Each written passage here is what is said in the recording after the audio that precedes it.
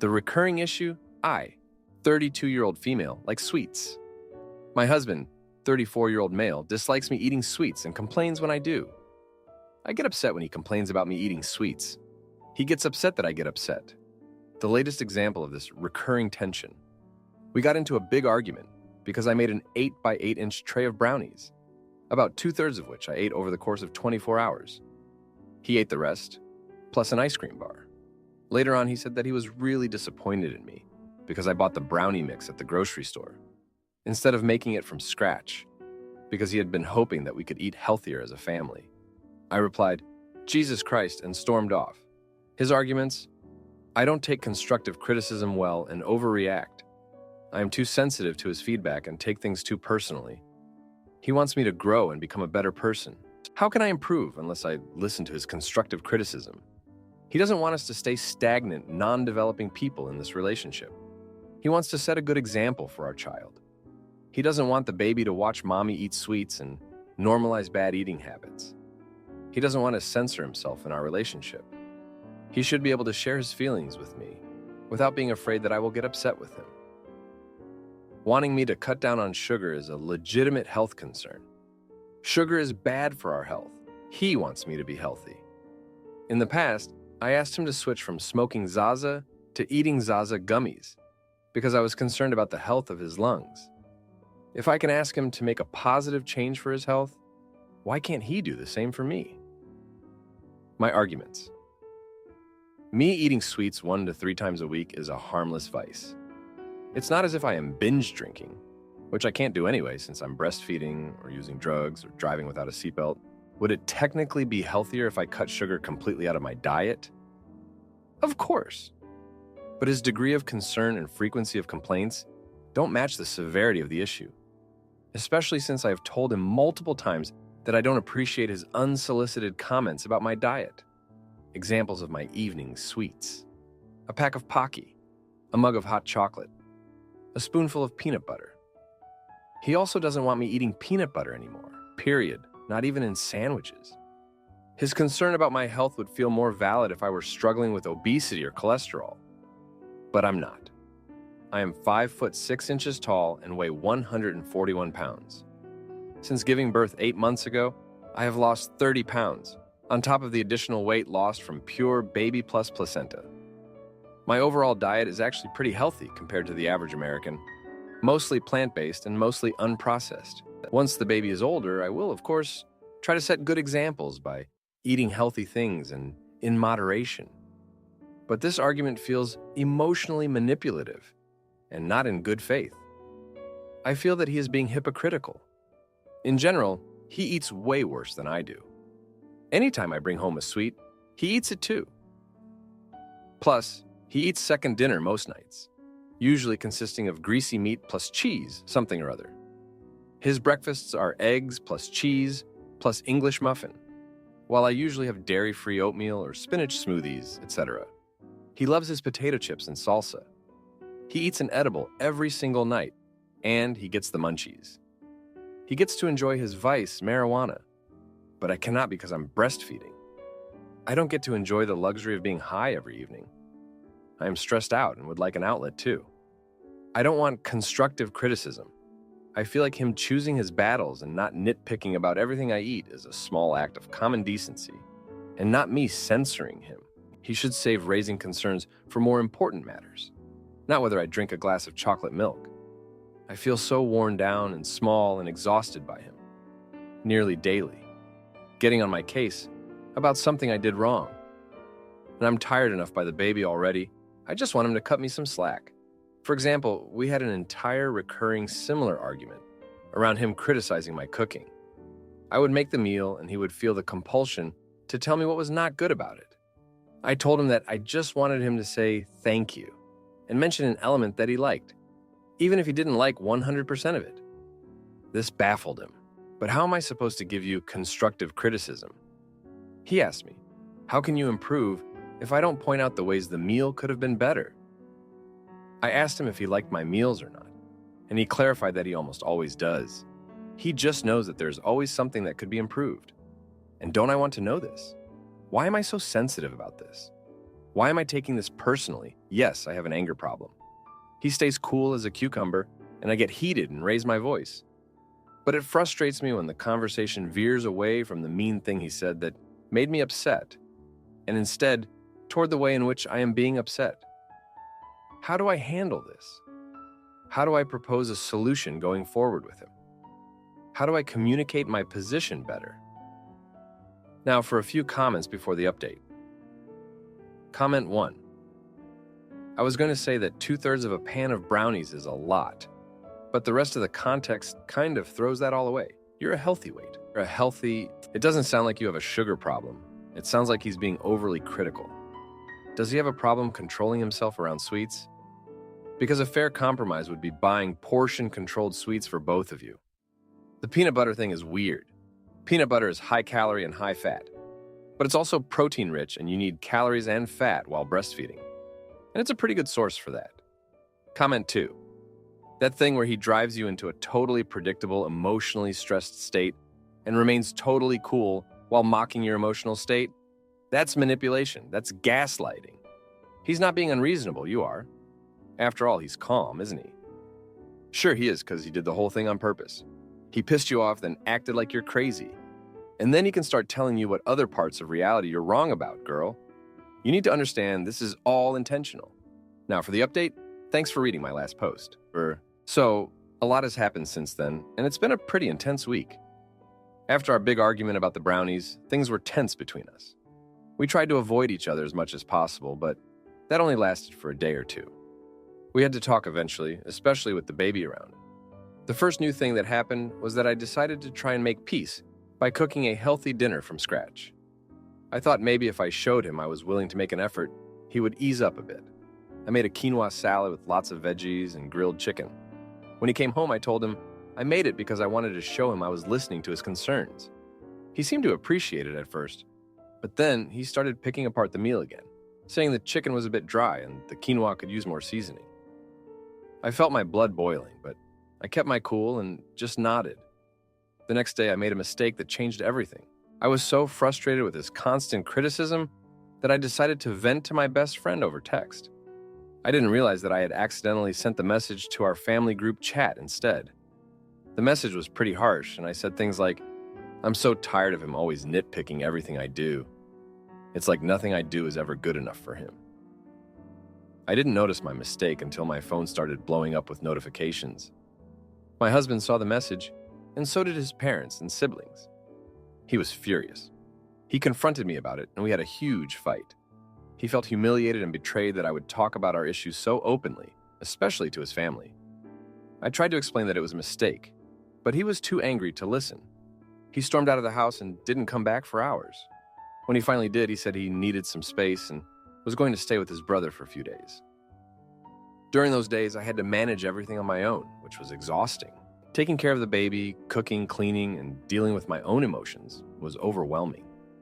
I started to realize that maybe I had been too sensitive to his criticism, but I also felt that he was being too harsh and not understanding my perspective.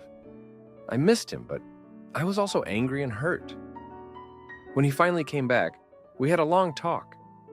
He said he had been thinking a lot about our relationship and how we communicate. He admitted that he might be too critical sometimes, but he also felt that I overreact to his feedback. We both agreed that we needed to find a better way to communicate without hurting each other. We decided to try couples therapy. We had our first session a few days ago, and it was eye-opening. The therapist helped us see that we both have valid points, but we need to work on how we express them. She suggested that we use I statements instead of you statements to avoid sounding accusatory. For example, instead of saying, "You always criticize me," I should say, "I feel hurt when you criticize me." The therapist also helped us understand that we both have underlying issues that contribute to our arguments. For me, it's a fear of not being good enough, which stems from my childhood. My parents were always very critical, and I grew up feeling like I had to be perfect to earn their love. For him, it's a fear of not being in control, which comes from his own experiences growing up in a chaotic household. Understanding these underlying issues has helped us be more empathetic towards each other. One thing that came up in therapy was the issue of setting a good example for our child. We both want to be good role models, but we have different ideas of what that looks like. He wants to focus on healthy eating and discipline, while I want to focus on emotional well-being and self-acceptance. The therapist suggested that we find a balance between the two and support each other in our efforts. We also talked about the importance of self-care. I realized that I'd been neglecting my own needs and relying too much on sweets as a way to cope with stress. I decided to find healthier ways to manage my stress, like going for walks, doing yoga, and journaling. He agreed to be more mindful of his own habits and try to cut down on his late-night snacking. The fallout from my texting mistake was tough, but it also forced us to confront our issues head-on. It made us realize that we can't keep avoiding our problems or sweeping them under the rug. We need to communicate openly and honestly, even when it's uncomfortable. As for our personal histories, I learned a lot about him that I didn't know before. He opened up about how his parents' constant fighting affected him as a child. It made him feel like he had to be the peacemaker. He also shared that he feels a lot of pressure to be a good husband and father, and sometimes that pressure makes him act out in ways he doesn't mean to. Hearing this made me see him in a new light and helped me understand why he is the way he is. I also shared more about my own past and how my parents' criticism made me feel like I was never good enough. I told him about the times I would cry myself to sleep because I felt so inadequate. Sharing these stories was hard, but it brought us closer together and helped us see each other as partners rather than adversaries. So that's where we are now. We're still working through our issues, but we're committed to making our relationship better. Thanks for reading. Aita for walking out on my husband. After finding his dating profile and realizing years of control, I found my husband has a profile set up on a dating site. We've been together for 30+ years and have had ups and downs like all relationships. We've recently been going through a real rocky patch after he had a mental breakdown late last year. I have been trying to support him despite having many of my own physical and mental health issues. I went up to bed one night and he had fallen asleep with his phone on his chest. So instead of waking him, I removed the phone from his chest in case he rolled over and the phone fell on the floor. This happens somewhat regularly. I removed the phone and put it between our pillows. I noticed the phone screen was still on and there was a woman's face on the screen. I expected it to be corn, but something about the screen made me look again, and it was a dating site. I was really worried he would wake up and see me looking at his phone. But I snapped a quick pic with my phone because I was so shocked I didn't know what to think or do. I didn't want to confront him there and then, so I backed out and put the phone down between pillows as usual. My heart was pounding and I was shaking and couldn't sleep, so I just laid there. He woke up, looked for the phone, maybe a bit frantically. I'm not sure, plugged it in and did something on there. I don't know what, and then went to sleep. The following day, I know I was more distant than usual and felt like he was a bit sheepish or trying to gauge if I had seen anything. We are always open with our phones. We both know each other's passcode and often use each other's phone in the car for music. I don't know if he has changed his passcode. I confided in a good friend who went on the dating site and made a fake profile. They managed to find his profile, so I have screenshots of it, and it is properly filled out as if he is actively looking. I have no way of knowing if he is paying so he can send receive messages, but there weren't any on there when I first found the profile. Part of the problem with our relationship is that there is historic coercion that I have only recently come to understand. I'm struggling to process it, and he is very insecure to the point he is suffocating. He has accused me of having an affair with a mutual male friend with whom I am close. I'm not sure what I want here with this post, but I just wanted to hear others' thoughts. I have seriously thought about ending the relationship, but it's 30 years. But I also don't think I want to do another 30 years of this. I don't know how to confront him over this. There's so much more, but I don't want to put it all up in case he sees this post and recognizes the situation. This is my alternative account. Now, for a few comments before the update. Comment 1. I was married for 30 years also. It is a huge slice of life. But can you stay married to someone you absolutely know is only thinking about himself? He is looking at the menu because he would like to order something. Are you okay with being the leftovers in the fridge that he may or may not want? No matter your past, you deserve to live with a person you trust. I am sorry for you and hope you find a way to take him out of the equation enough to decide what you want. Only what you want. Comment 2. He's actively looking for women to cheat with. This is probably not the first time, and he may well have already cheated, who knows for how long. Do you just want to wait around for him to leave you for a side piece? Wait until he gives you an STI? Yes, it's been 30 years. Don't fall for the sunk cost fallacy. If he accuses you of cheating, Google Darvo. It's common cheater behavior. Now, for the update. Hey everyone, a lot has happened since my last post. 2 weeks ago, I decided to confront my husband about the dating profile. I couldn't keep it bottled up any longer. I waited until we were both calm and had some time alone. I showed him the screenshots and asked him to explain. He looked shocked and then defensive, claiming it was just a way to boost his ego, and that he never intended to meet anyone. He said he felt unattractive and unwanted, especially after his mental breakdown, and that the profile was a way to feel better about himself. I didn't know what to believe, but I could see he was genuinely upset. After that conversation, things were tense between us. He promised to delete the profile and focus on our relationship, but I couldn't shake the feeling of betrayal. I started to notice little things that made me question his sincerity. He was still secretive with his phone, and I caught him texting late at night. When I asked him about it, he said it was work-related, but I wasn't convinced. A few days later, I decided to check his phone while he was in the shower. I know it was wrong, but I needed to know the truth. I found messages between him and a woman from the dating site. They were flirty and suggestive, and it was clear they had been talking for a while. My heart sank, and I felt a mix of anger and sadness. I confronted him again, and this time he couldn't deny it. He admitted to talking to her, but insisted it was just online, and that he never planned to meet her in person. This revelation led to a huge argument. I felt like I couldn't trust him anymore, and he accused me of invading his privacy. We both said things we regretted, and it felt like our relationship was hanging by a thread. I decided to take some time for myself and stayed with my friend for a few days. During that time, I did a lot of thinking and realized that I needed to focus on my own well-being. While I was away, I started to reflect on our relationship and the coercion I had experienced.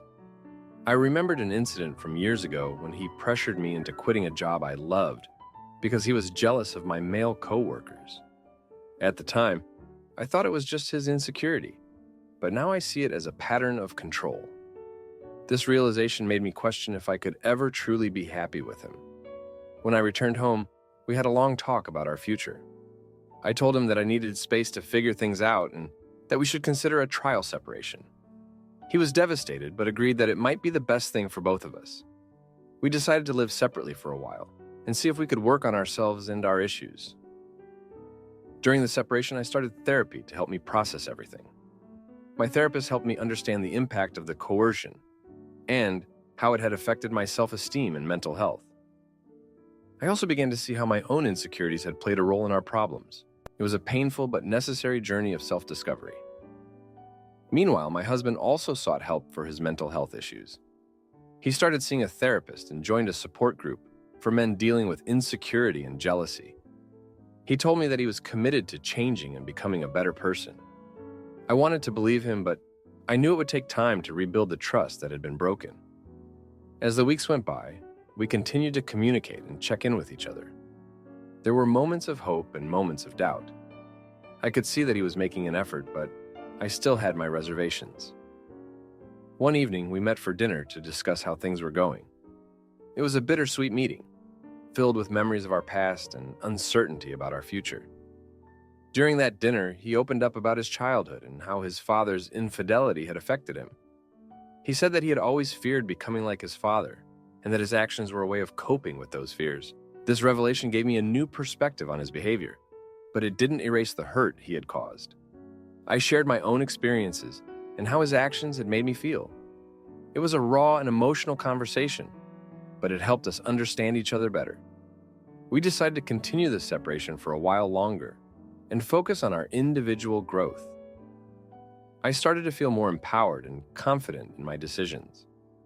I reconnected with old friends and pursued hobbies that I had neglected for years. I also began to see the possibility of a future without him, which was both scary and liberating.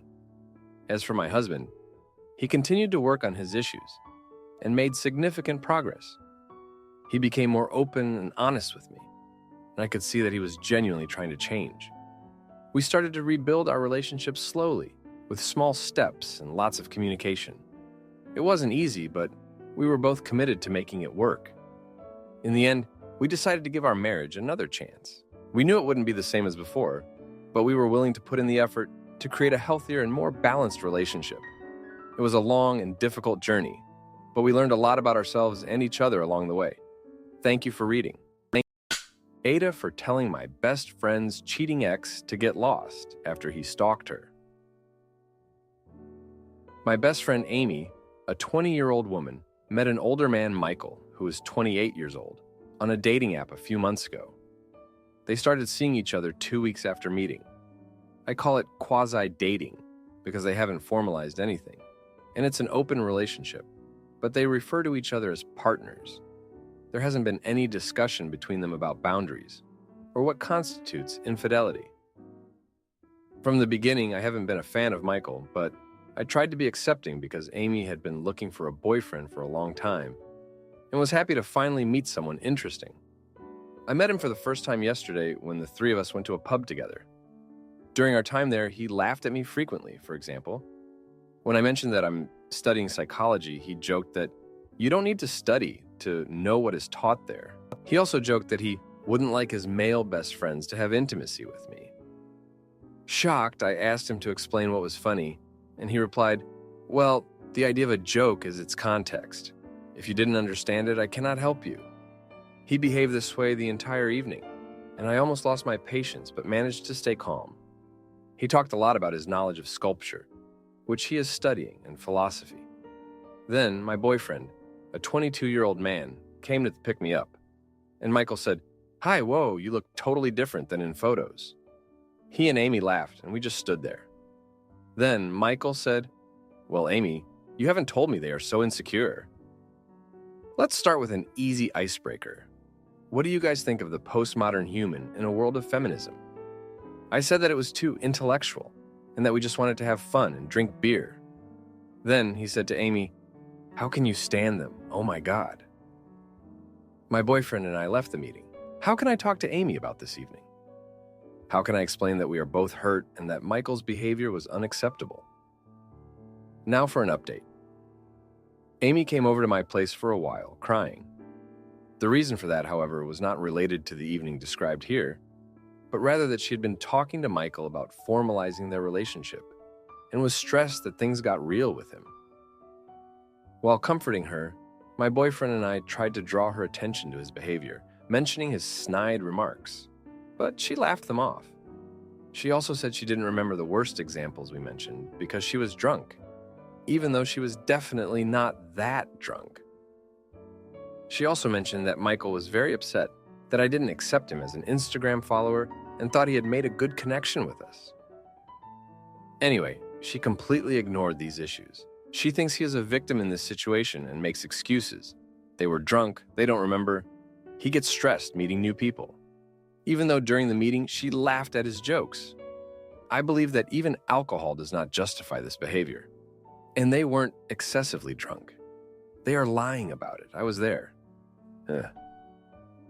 Now for a few comments before the update. Comment 1. Narcissist tactics are often unpremeditated and seat of the pants, but this guy seems particularly calculated and practiced in being intentionally off-putting to his new girlfriend's friends. Pressuring Amy to choose between him and you serves his bottomless need for ego validation, while also weakening her emotional support network connections so she can become completely dependent on him for social connection, approval, validation, etc. Of course, he's preying on someone with a critical disadvantage in relationship experience. That's what I think of the postmodern narcissist in a world of psychology. Comment 2. It doesn't sound like you have to tell her. She was there. If you choose to broach the subject, say something like, "Was Michael okay the other night? He seemed really upset, and I got the feeling he was trying to run us off." If she acknowledges it, perhaps you two can speak about it. If she makes excuses, beware, it's likely going to cause a rift. In all reality, it sounds like the beginning stages of isolation. He's offending you, so you reject her, and she has nowhere to seek reasonable advice. However it goes, big love to you. Now for the update. Hey everyone, thanks for sticking around. So, a lot has happened since I last updated you. Amy and Michael decided to make their relationship official about 2 weeks ago. Amy was over the moon, but I had my reservations. Michael's behavior at the pub was still fresh in my mind. Anyway, Amy was really happy, so I tried to be supportive. Things took a turn when Amy found out that Michael had been seeing another woman, Sarah, behind her back. Amy was devastated. She confronted Michael and he admitted to it, but said it wasn't a big deal because they hadn't set any boundaries. Amy was furious and heartbroken. She came over to my place and we talked for hours. She was crying and saying she felt so stupid for trusting him. I tried to comfort her, but I also reminded her that Michael's behavior had been a red flag from the start. Michael tried to apologize, but Amy wasn't having it. She broke up with him and blocked him on all social media. But then, things got even more complicated. Sarah reached out to Amy, saying that Michael had told her he was single. They compared notes and realized that Michael had been lying to both of them.